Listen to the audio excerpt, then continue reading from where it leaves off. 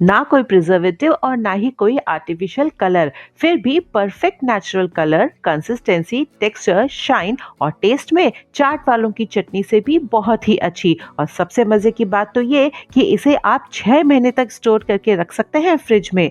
खट्टी मीठी चटनी की ये इंस्टेंट सीक्रेट और व्रत में भी खाई जाने वाली रेसिपी शेयर कर रही हूँ, जिसे बनाना बेहद आसान है, क्योंकि ना तो इसमें इमली को घंटों भिगोना, पीसना और ना ही कोई छानने की झंझट है। इसे हम बनाने वाले हैं अमचूर पाउडर के साथ, जो हमेशा हर घर में अवेलेबल होता ही है। मैंने यहाँ पर लिया है आमचूर पाउडर 30 ग्राम, कटोरी से नापें तो 1/4 कटोरी है, और आधा ग्लास पानी मिलाकर अच्छे से मिला लेंगे। ये स्टेप बहुत ज़रूरी है ताकि इसमें कोई गुठले ना पड़े, कोई लम्स ना पड़े। अब इसमें मैंने आधा ग्लास पानी और मिला दिया है ताकि ये अच्छे से पतला हो जाए। इसको अच्छे से पकाना बहुत ज़रूरी है। देखिए, ये सीक्रेट रेसिपी आप एंड तक ज़रूर देखिएगा, क्योंकि कोई भी हलवाई शायद ही कभी ये रेसिपी शेयर करता होगा। आमचूर को घोलने के बाद हम साइड में रख देंगे 5 मिनट के लिए, ताकि आमचूर अच्छे से फूल जाए। तब तक खड़े मसाले लेते हैं। साबुत धनिया 1 टीस्पून, जीरा 2 टीस्पून, आधी जावित्री, 2 लौंग, 1 टीस्पून काली मिर्च, 1 तेजपत्ता, 1 कश्मीरी लाल मिर्च, 1 बड़ी इलायची, 2 छोटी इलायची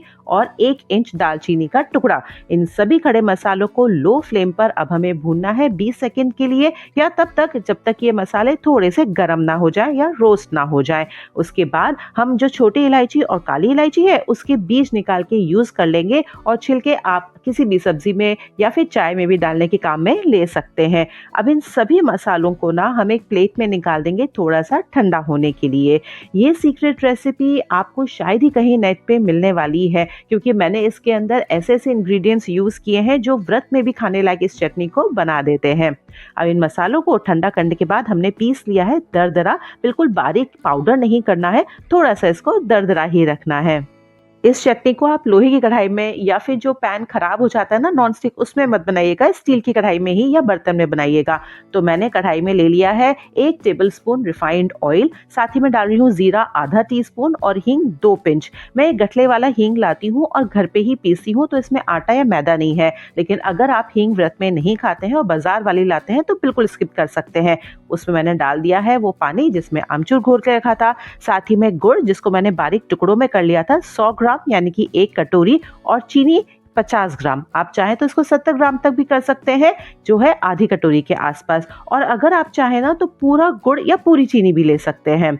अब इसको हमें अच्छे से घोलना है, मतलब कि गर्म करना है, ताकि गुड़ और चीनी अच्छे से इसमें पिघल जाए। इसका कलर भी थोड़ा सा डार्क साइड होने लगेगा। अभी जो गैस की फ्लेम है वो हाई पर है। एक बार इसके अंदर बहुत ही अच्छे से उबाला आ जाएगा, आप देखेंगे ये थोड़ा ऊपर की तरफ उठने लगेंगे इसके झाग, तब आप इसको लो पे कर सकते हैं।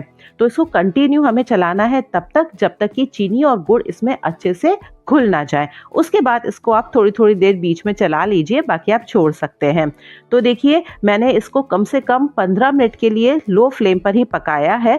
थोड़ी सी कंसिस्टेंसी इसकी गाढ़ी हुई है और पानी भी है वो थोड़ा इवेपोरेट हो चुका है।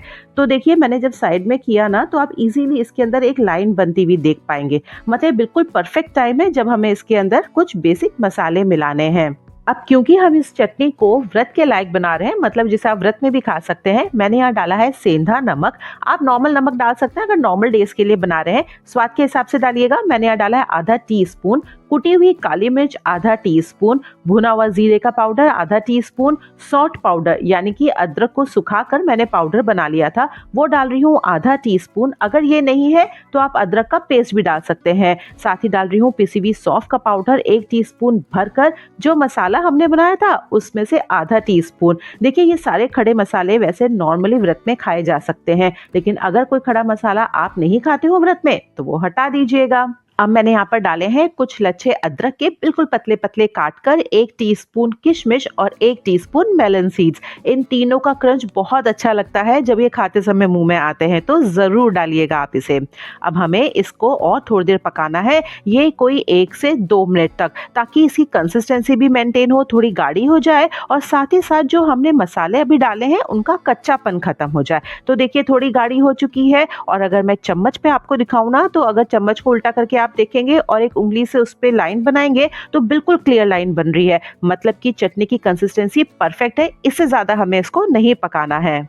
गैस को कर दीजिए बंद और इस चटनी को कढ़ाई में ही छोड़ देंगे थोड़ा सा ठंडा होने के लिए, यही कोई 2 मिनट के लिए। और 2 मिनट के बाद जब आप चेक करेंगे तो इसमें सारी भाप निकल चुकी होगी, पर गर्माहट इसमें अभी भी है। तो बारी आती है हमारा लास्ट और सीक्रेट इंग्रेडिएंट, जो कि है 1 टीस्पून नींबू का रस।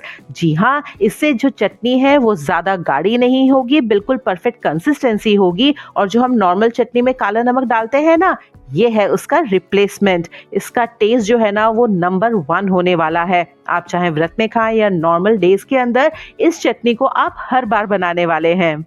इस चटनी को आप एंजॉय करिए हर तरह की चाट के साथ, समोसे, दही बल्ले, सैंडविच, यहाँ तक कि स्टफ पराठों के साथ भी। आशा करती हूँ आपको ये रेसिपी और वीडियो अच्छी लगी होगी। अगर अच्छी लगी हो तो प्लीज़ अपना सपोर्ट दिखाइए, जिसकी मुझे बेहद ज़रूरत है। लाइक कीजिए इस वीडियो को, शेयर कीजिए और हाँ, सब्सक्राइब करना तो बिल्कुल भी मत भूलिएगा। चलिए मिलते हैं किसी बहुत ही मज़ेदार सी अगली रेसिपी के साथ। Till then, happy cooking and good bye.